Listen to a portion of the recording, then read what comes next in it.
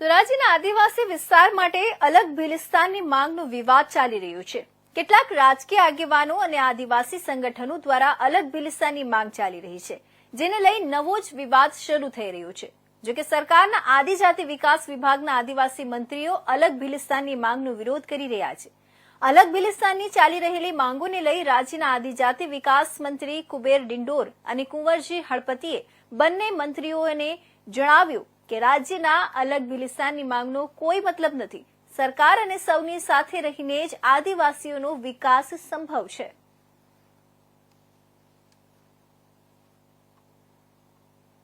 કડી કે કોઈ ગડી આદિવાસી સમાજના ઉત્થાન માટે વિકાસ માટે બાકી રાખી નથી। કોઈ પણ ખૂટતી કડી અહીંયા છે અને જે કંઈ ખૂટતી કડી અમે ઉમેરીશું, પણ કેટલાક લોકો એમના વ્યક્તિગત સ્વાર્થો માટે રાજનીતિ કરવા માટે લોકો કરતા હોય છે, એ એમને મુબારક।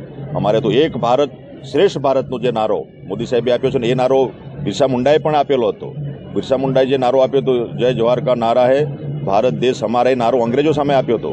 અંગ્રેજોના દેશમાંથી હાંકી કાઢવાની વાત એમને એ સમયે કરી હતી, પણ એમના નારાનો કેટલાક લોકો ખોટો ઉપયોગ કરીને આજે અહીંયા એ નારો મૂકે છે। શક્ય છે ખરું? કોઈ સંજોગોમાં શક્ય નથી કે એમાં શેના માટે ભિલિસ્તાન હોય કે અહીંયા તમામ સુવિધાઓ, તમામ વ્યવસ્થા, એજ્યુકેશન, જે બાકીની વ્યવસ્થા છે એ ગુજરાત સરકાર પૂરી કરી રહી છે અને ભણીને આજે મુખ્ય ધારામાં આવી રહ્યા છે। આજે 814 સીટો મેડિકલની છે આદિવાસી સમાજની અનામત, એ પહેલા જ રાઉન્ડમાં ભરાઈ જાય છે અને એના પછી જે વિદ્યાર્થીઓ જે ઓછા મેરિટવાળા હોય એ સેલ્ફ ફાઇનાન્સ કોલેજોમાં જે જાય છે, ત્યાં મેડિકલ કોટા, આપણો મેનેજમેન્ટ કોટા હોય છે। મેનેજમેન્ટ યાની કહેવાનું સરકારી કોટા, એ સરકારી કોટામાં જે વિદ્યાર્થીઓ જાય છે એને પણ ફ્રી સિપ કાર્ડ સરકાર આપે છે। આનાથી વિશેષ બીજું શું હોઈ શકે? એટલે જે લોકો જે ભ્રમિત થયા છે, ખોટી વાતો ફેલાવે છે કેટલાક લોકો, એ એમને મુબારક। બાકી કોઈ સંજોગોમાં આ શક્ય બને એમ નથી અને આદિવાસી સમાજ પણ આમની વાતમાં આવે એમ નથી। એ પણ જાગૃત બની ગયો છે, શિક્ષણ વધ્યું છે, યુવાનો પણ જાગૃત બન્યા છે, એટલે કોઈ સંજોગોમાં આ શક્ય નથી। ગુજરાતનું જે કહી શકાય ને, તેમાં આદિવાસીનું બજેટ 3,474 કરોડ માતબર રકમ આપીને આદિવાસીઓના વિકાસ માટે એમણે અલગથી ગ્રાન્ટ ફાળવી છે।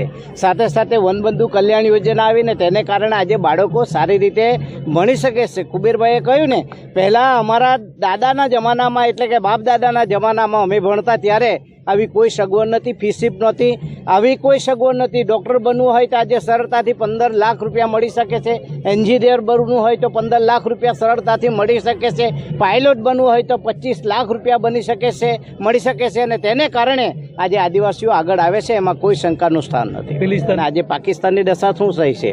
કેમ કે તમારી પાસે બજેટ પૂરતા પ્રમાણમાં ન હોય તો એ દેશ કે રાજ્ય ચાલવી શકે નહીં।